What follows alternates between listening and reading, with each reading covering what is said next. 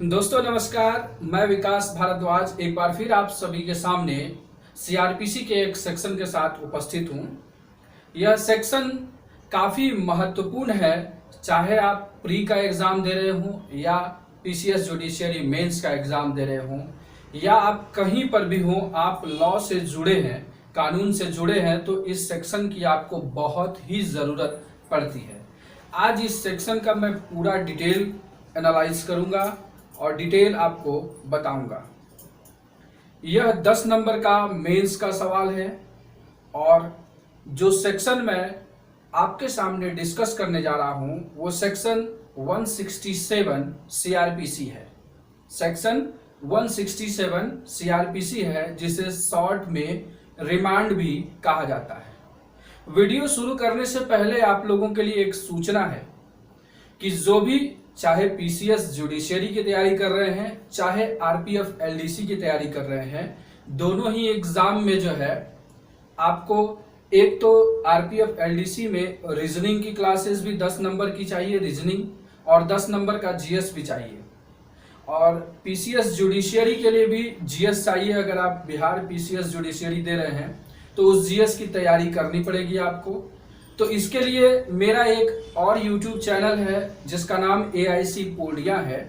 आप उस YouTube channel को सब्सक्राइब करें ताकि आपको जीएस की तैयारी आसानी से हो जाए और आपकी तैयारी इतनी सुनिश्चित हो जाए कि आपका सिलेक्शन आसानी से हो जाए। तो आइए देखते हैं, अब 167 सीआरपीसी पे आते हैं। मूल विधि जो भी है बेयर एक्ट है, जिसमें यह लिखा गया है कि जब 24 घंटे के अंदर अन्वेषण पूरा न किया जा सके तब प्रक्रिया। बहुत ही मुश्किल है, नामुमकिन नहीं है, लेकिन बहुत ही मुश्किल है कि किसी भी अन्वेषण को 24 घंटे के अंदर पूरा कर लिया जाए।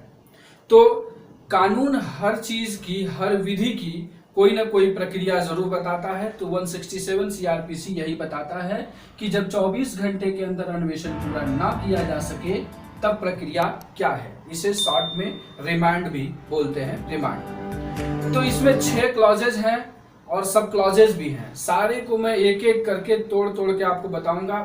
वीडियो अंत तक देखिएगा। वादा करता हूं कि इसके बाद आपको 167 के लिए किसी वीडियो को देखने की आवश्यकता नहीं होगी। आते हैं 167 क्लॉज 1 में, जिसमें यह कहता है कि कोई भी व्यक्ति जिसे गिरफ्तार किया गया है या उसे निरुद्ध किया गया है, मतलब कि कस्टडी में रखा गया है, तो अन्वेषण करने का जो उसका समय है, अन्वेषण करने का जो समय धारा 57 में दिया गया है 24 घंटे के अंदर, वो अगर अन्वेषण जो है धारा 57 के तहत नियत समय में पूरा नहीं हो सकता है, नियत समय में पूरा नहीं हो सकता है, तो पुलिस अधिकारी को ऐसा लगता है कि जो केस है वो जेन्युइन है, मतलब आरोप जो है वो सही है, तो वो क्या करेगा, एक पुलिस डायरी करेगा। अपने यहाँ जो पुलिस डायरी है उसके पास पुलिस डायरी करेगा और उसे आरोपी को नजदीकी मजिस्ट्रेट के पास उसे पेश कर देगा। ये 67 का क्लॉज 1 कहता है।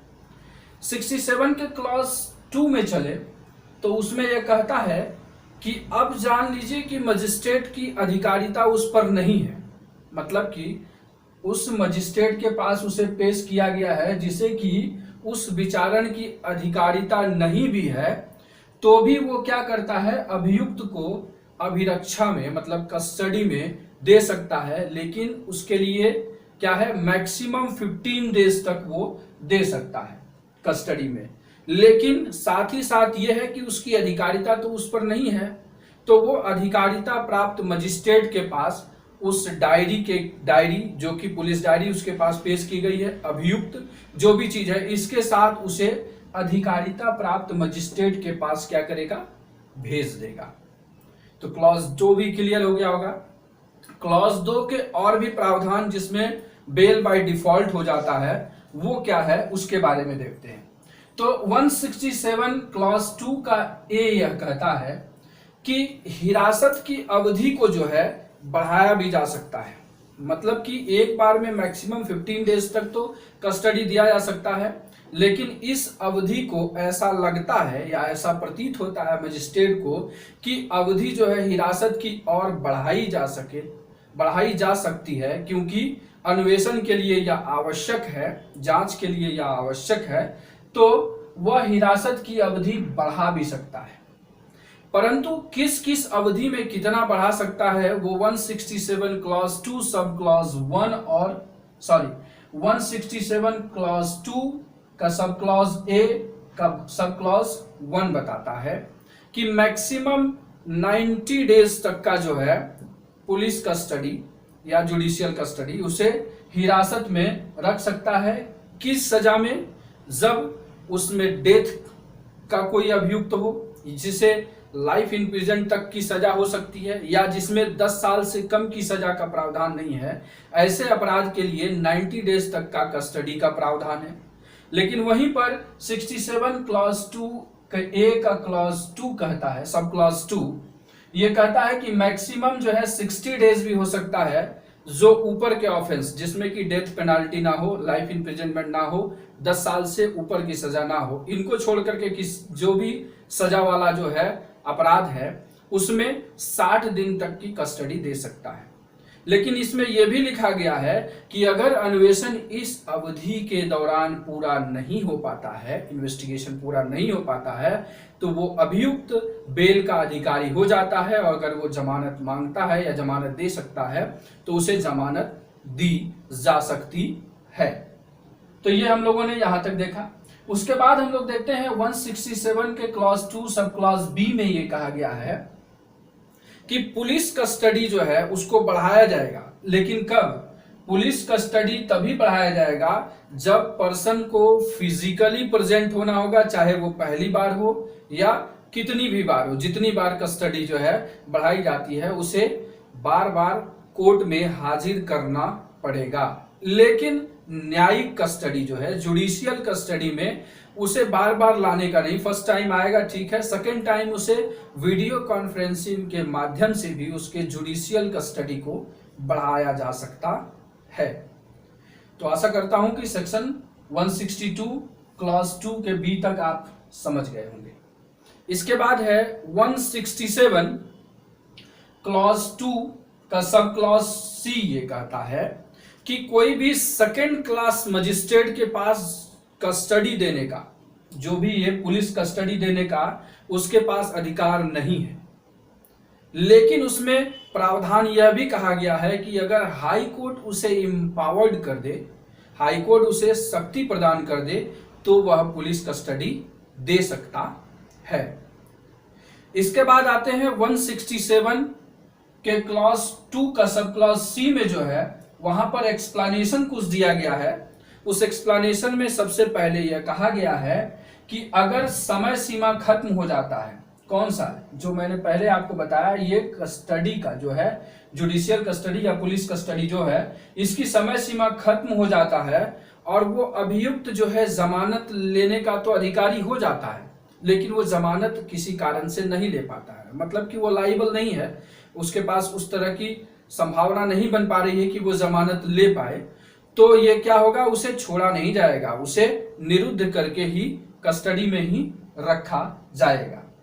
और एक्सप्लेनेशन 2 यह कहता है कि प्रश्न यह है कि अभियुक्त मजिस्ट्रेट के सामने पेश किया गया था या नहीं, मतलब कि कस्टडी के लिए उसे पेश किया गया था या नहीं, इसको साबित करने के लिए क्या होगा, पहली बार जिस मजिस्ट्रेट के सामने उसे पेश किया गया था, या तो वो आकर के इसकी पुष्टि कर दे, या तो उसके हस्ताक्षर वाला कोई कागज हो जिससे यह पुष्टि हो जाए कि अभियुक्त जो है कोर्ट में हाजिर हुआ था। तो ये एक्सप्लेनेशन है। साथ ही साथ उसमें एक परंतुक लगा हुआ है कि यह कहा गया है कि अगर जो अभियुक्त है वो महिला है और वो 18 साल से कम की है, तो उसे जो है कस्टडी में कहाँ रखा जाएगा, हिरासत में, या तो उसे रिमांड रूम में रखा जाएगा, रिमांड होम उसको कहिए, रिमांड होम में रखा जाएगा, या रिकॉग्नाइज्ड सोशल इंस्टीट्यूशन कोई है तो उस संस्था के पास उसको रखा जाएगा। तो ये हम लोगों ने 167 क्लॉज 2 के बारे में जाना। 167 क्लॉज 2A क्या कहता है, वो इसके बारे में ही है। यहां तो क्या है कि पुलिस अधिकारी जो है अधिकारिता प्राप्त मजिस्ट्रेट के पास भेज देता है तो काम हो जाता है, मतलब कि उस अभियुक्त से ने जो अपराध किया है उस अपराध के विचारण का उस न्यायिक मजिस्ट्रेट के पास पावर है। लेकिन यहां पर क्या है कि पुलिस के पास उतना समय नहीं है, तो वो क्या करेगा, जल्दीबाजी में किसी भी कार्यपालक मजिस्ट्रेट के पास उसे पेश करेगा। संबंधित डायरी के साथ अभियुक्त के साथ उसे पेशी की जाएगी। तो वो जो कार्यपालक मजिस्ट्रेट जिसके पास पेश किया गया है उसे न्यायिक मजिस्ट्रेट या महानगर पालिका मजिस्ट्रेट, क्योंकि अगर महानगर पालिका में महानगर पालिका मजिस्ट्रेट होता है, मेट्रोपॉलिटन मजिस्ट्रेट होता है, उसकी शक्तियां हैं, तो उसके पास वो पेश कर देगा और वो मैक्सिमम जो है 7 डेज तक का ही जुडिशियल कस्टडी दे सकता है। मतलब कि 7 दिन तक का ही वो न्यायिक हिरासत दे सकता है। लेकिन फिर हम सोचेंगे कि वो न्यायिक हिरासत 7 दिन खत्म होने के बाद क्या होगा। तो 7 दिन खत्म होने के बाद या तो वो बेल का अधिकारी हो जाता है या नहीं तो उस नियत समय के खत्म होने से पहले जो अधिकारिता प्राप्त न्यायिक मजिस्ट्रेट है उसके पास जो है उस अवधि समाप्त होने से पूर्व में पूरे कागज पत्तर के साथ जो भी है, डायरी और अभियुक्त जो भी है, उसे फॉरवर्ड वो कर देगा। तो ये यहाँ पर बताया गया है कि जब हम न्यायिक मजिस्ट्रेट के पास नहीं पहुंच सकते हैं तो कार्यपालक मजिस्ट्रेट के पास भी आप उसे पेश करके उसकी जुडिशियल कस्टडी 7 डेज का ले सकते हैं और उस 7 डेज में तो फिर आप अपना जिस तरीके से हो उसे न्यायिक मजिस्ट्रेट के पास अधिकारिता प्राप्त के पास लेकर के आते हैं और वहां पर उसकी पेशी कर देते हैं। ये हो गया 167 क्लॉज 2A। अब हम आएंगे 167 क्लॉज 3 में।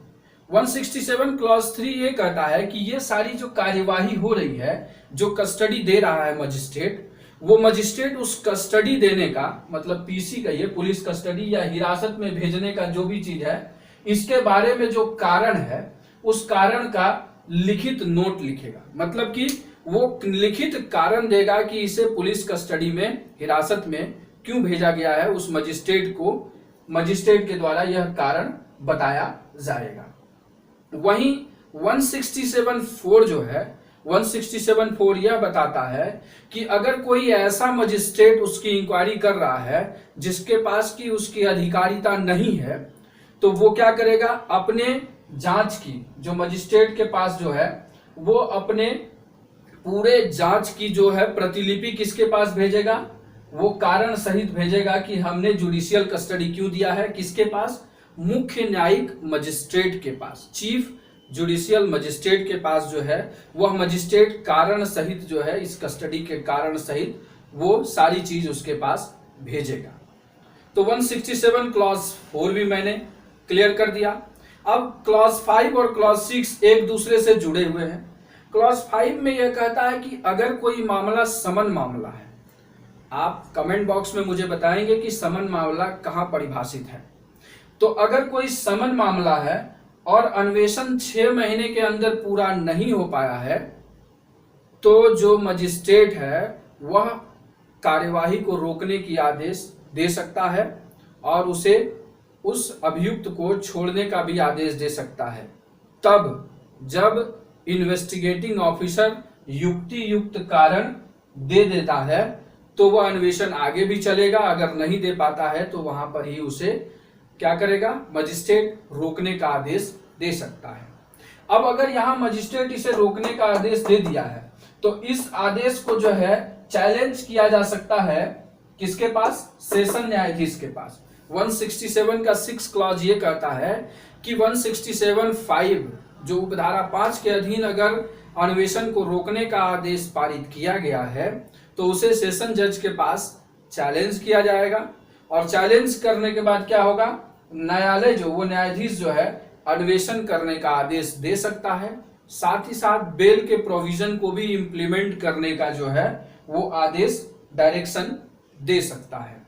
तो ये हम लोगों ने 167 के पूरे प्रावधान 6 प्रावधान को देखा है। इन शॉर्ट में इसका स्नैपशॉट जो है, स्क्रीनशॉट आपको लिंक में इन शॉर्ट में इसका जो है स्क्रीनशॉट मैंने नीचे डिस्क्रिप्शन में आपको प्रोवाइड करा दिया है, आप वहां से डाउनलोड कर लीजिएगा। आप जब भी इस पाई चार्ट को देखेंगे तो 167 का प्रावधान काफी आसानी से आपको समझ में आ जाएगा।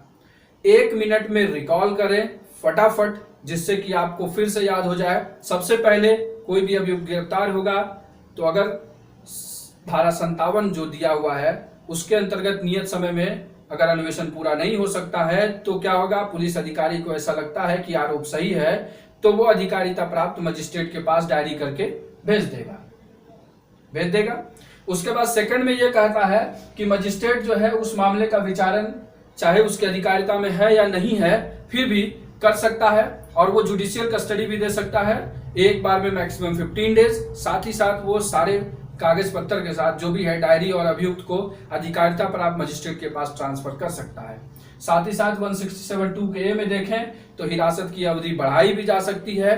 कितनी बढ़ाई जा सकती है वो 167(2) के 1 में बताया गया है कि मैक्सिमम 90 डेज। अगर डेथ और इम्प्रिजनमेंट, लाइफ इम्प्रिजनमेंट या 10 साल से अधिक की अवधि की सजा वाला कोई अपराध है तो 90 दिन तक, और उससे अतिरिक्त कोई है तो वो 2 में यह बताया गया है कि 60 दिन तक। अब ये अवधि समाप्त होने के बाद अभियुक्त बेल का अधिकारी हो जाता है, वह जमानत ले सकता है और अगर जमानत के लिए वह अप्लाई करता है तो फिर कहता है 2 के बी में कहता है पुलिस कस्टडी के लिए क्या होगा, अभियुक्त को पहली बार और बार बार फिजिकली प्रेजेंट करना पड़ेगा, लेकिन जुडिशियल कस्टडी के लिए पहली बार फिजिकल हो सकता है लेकिन उसके बाद उसे वीडियो कॉन्फ्रेंसिंग के माध्यम से भी जुडिशियल कस्टडी की अवधि बढ़ाई जा सकती है। इसमें 167(2) के सी में यह कहता है कि सेकेंड क्लास का मजिस्ट्रेट जो है क्या कर सकता है, पुलिस कस्टडी नहीं दे सकता है, लेकिन अगर हाईकोर्ट उसे इम्पावर्ड कर दे तो वह ऐसा करने के लिए सक्षम हो जाता है। 2 एक्सप्लेनेशन यहाँ पर मैंने बताया कि जो ये अवधि है, ये अवधि अगर समाप्त हो जाती है, इस अवधि के समाप्ति के बाद क्या होगा, वो बेल का अधिकारी हो जाता है। अगर बेल नहीं ले पाता है तो उसे निरुद्ध रखा जाएगा। और दूसरी बात में यह कहा गया कि अगर ये उस अभियुक्त को क्या है कस्टडी के लिए पेश किया गया था या नहीं, इसकी साक्ष्य करने के लिए जिस मजिस्ट्रेट के पास उसे पेश किया गया था या तो वो आकर के पुष्टि कर दे या उसके द्वारा साइंड कोई भी अथॉरिटी लेटर हो उसके थ्रू उससे प्रूफ हो जाता है। उसमें यह भी कहा गया है कि कोई महिला जो 18 साल से कम उम्र की है उसे कस्टडी में रिमांड होम में रखा जाएगा या रिकॉग्नाइज सोशल इंस्टीट्यूशन में रखा जाएगा। फिर हम लोगों ने 2A में देखा कि अगर हम किसी न्यायिक मजिस्ट्रेट के पास नहीं पहुंच पा रहे हैं तो हम न्यायिक नहीं कार्यपालक मजिस्ट्रेट के पास भी पेश कर सकते हैं, जिसको कि न्यायिक मजिस्ट्रेट या मेट्रोपॉलिटन मजिस्ट्रेट का एम्पावरमेंट किया गया है और वो मैक्सिमम क्या कर सकता है, 7 दिन तक का जेसी जुडिशियल कस्टडी दे सकता है और उसके अवधि समाप्त होने से पहले उसे क्या करना है, अधिकारिता प्राप्त मजिस्ट्रेट न्यायिक मजिस्ट्रेट के पास जो है भेज देना है या जो भी एलिजिबल जो है न्यायिक मजिस्ट्रेट है उसके पास भेज दिया जाएगा। अब 167 का क्लॉज 3 ये कहता है कि पुलिस कस्टडी के कारणों का मजिस्ट्रेट क्या करेगा, लिखित नोट उसका बनाएगा, लिखित कारण देगा कि उसे क्यों पुलिस कस्टडी में भेजा गया है। साथ ही साथ अगर कोई मजिस्ट्रेट जो कि पुलिस कस्टडी देने के लिए एलिजिबल नहीं है, अगर वो पुलिस कस्टडी दे भी दिया है तो वो कारण सहित जो है मुख्य न्यायिक मजिस्ट्रेट के पास उसकी एक प्रतिलिपि भेज देगा। 67(5) और 6 एक दूसरे से मिलते जुलते हैं कि समन मामला में अगर 6 महीने तक अन्वेषण कंप्लीट नहीं हो पाया है तो क्या करेंगे, उसे न्यायालय जो है उस अन्वेषण को मजिस्ट्रेट रोकने के लिए आदेश दे सकता है। अगर आईओ युक्त कारण दे देता है तो वो आगे चलेगा और अगर इस आदेश को बंद करने का आदेश हो गया है तो उसे चैलेंज किया जाएगा सेशन कोर्ट में। उपधारा 5 के अधीन अन्वेषण रोका गया है तो जब उसे सेशन कोर्ट में चैलेंज किया जाएगा तो सेशन कोर्ट उसे आगे चलाने के लिए भी दे सकता है, साथ ही साथ बेल के डायरेक्शन के बारे में भी बता सकता है। तो आशा करता हूं कि 167 का ये पूरा क्लॉज आपको समझ में आ गया होगा। वीडियो कैसा लगा लाइक जरूर करके बताइएगा, अपने सुझाव कमेंट बॉक्स में दीजिएगा और चैनल पर पहली बार आए हैं तो सब्सक्राइब करना नहीं भूलिएगा। इस वीडियो को ध्यानपूर्वक देखने के लिए आप सभी का प्रेम पूर्वक धन्यवाद।